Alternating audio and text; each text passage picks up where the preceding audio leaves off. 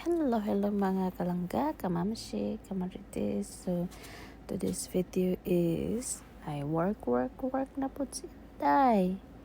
Muna siya sa kabila sa kabila na siya na side sa bathroom. So, malapit na talagang matapos. Kunting-kunti na lang talaga.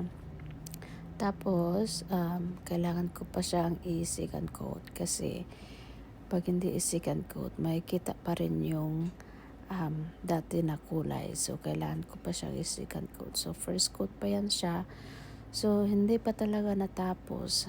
Medyo malaki kasi akala ko matapos ko to ng isang araw. Hindi pala. Kasi may si Inday din ako. May si Inday din na laging ang tawag sinamok. Pastilan na ginang magsigsinamok, maundang ang trabaho ba. So, yun lang mga mamshi.